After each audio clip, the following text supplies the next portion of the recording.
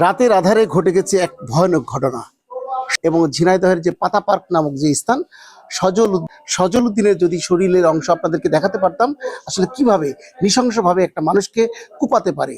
শরীরের এমন কোনো অংশ নেই যে তার শরীরে কোপের দাগ নেই এবং কি ঘটেছিল সেই ঘটনা আমরা তাদের স্বজনের কাছ থেকে জানার চেষ্টা করব। সাথে থাকুন। রাসেল গ্রুপ নাম করে আছে আমার গ্রামে, তার সাথে অনেক লোক আছে, এটা চাঁদাবাজি ছিনতাই করে সব রকম ছিনতাই করতে গিয়েছে, বাধা দিয়ে তখন কোপ শুরু করে দিয়েছে। এটা গ্রুপের নেতা আছে রাসেল, এটা তৈলকুপ গ্রাম, জামাল ইউনিয়ন 1 নম্বর ওয়ার্ড তৈলকুপ গ্রাম। যে যাকে কোপাইছে ইনি আপনার কি হয়? ইনি আমার ছেলে। আচ্ছা, মানে নেতৃত্ব দেয় কে? মশলা মাস্টার রাসেল ভিতরে, কিন্তু এর মূল হোতা হচ্ছে রাসেল। এরা পুরো ছিনতাইকারী, চাঁদাবাজি এই সমস্ত করে বেড়ায়, এগুলো করে বেড়ায়, মোটরসাইকেল ছিনতাইকারীরা। আসলে ঘটনাটা কোথায় ঘটেছিল? ঘটেছে ওই পার্কের গেটে। কোন পার্ক? নলডাঙ্গা রিসোর্ট পার্ক, পাতামিয়ার গেটে। পাতামিয়ার যে পার্ক। হ্যাঁ হ্যাঁ।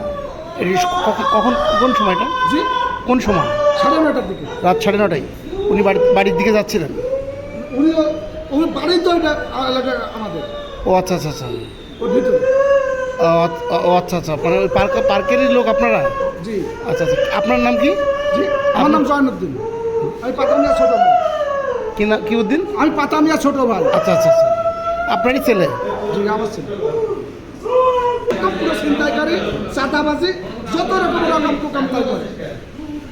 গ্রাম না, অনেক জায়গায় এগুলো করে ওরা। কখন কিভাবে ঘটছে? 9:30টার দিকে আমার ছেলে আমার পার্কের গেটের সামনে বসেছিল, তখন ওরা ওই মোটরসাইকেল ছিনতাই করে, ওই গুরু বকমের সাথে দেখেছে, দেখে ওরা আইডিয়ালি ভাবে কুপানো শুরু করে দিয়েছে।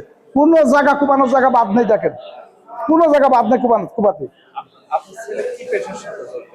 আমার ছেলে কোনো পেশার সাথে না, আমার ছেলে কাজ করতে না বলে আমি টিলার কিনে দিয়েছি, বহুত কিছু করে দিয়েছি, কিন্তু ওসব করে না, বাড়ি থাকে এখন, আর কোনো কিছু করে না, বাড়ি বসে থাকে।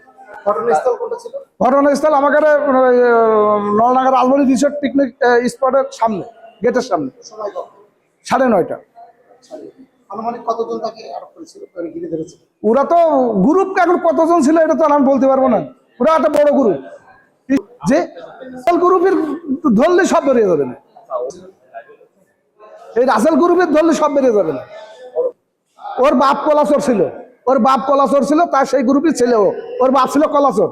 আমার গ্রাম পুরো ঘুরাইলো, গলায় জের বেঁধে, জুতোর মালা দিয়ে জের বেঁধে, জের বাড়াইলো আর কইলো যে আমি দলীয় পরিচয় কোনো কিছু নেই, ওরা হলে আমলিক করতো, দলীয় পরিচয় আমলিক করতো, আর আমলিক করতো সে পরিচয় নিলেও আমাকে ওতে ভিডিও আছে, দেখাই দিতে পারবো না। এবং এখানে ইতিমধ্যে প্রশাসনিক কর্মকর্তারাও এসেছেন এবং সেই সজলের কিন্তু ড্রেসিং চলছে আপনার ড্রেসিং রুমে। আসলে সজলকে যদি আপনাদেরকে দেখাতে পারতাম, সত্যি আসলে সজলের অবস্থা এতটাই ভয়ানক যে সজলের শরীরের কোনো একটি অংশ নেই যে এই সজলকে কোপানো হয়নি। এই সজলকে আসলে মনে হয় হত্যার উদ্দেশ্যেই সজলকে আঘাত করা হয় এবং এই সজল কিন্তু এই অবস্থায় ড্রেসিং রুমে আছেন এবং আপনারা দেখছেন যে সজলের চলছে চিৎকার, কান্নাকাটি, মানে শরীরের এমন কোনো অংশ নেই যে এই সজলকে আঘাত করা হয়নি। আমি বিশেষ কারণে আঙুল দিয়ে তার রক্তাক্ত শরীরটা ঢেকে দেখার চেষ্টা ছিলাম।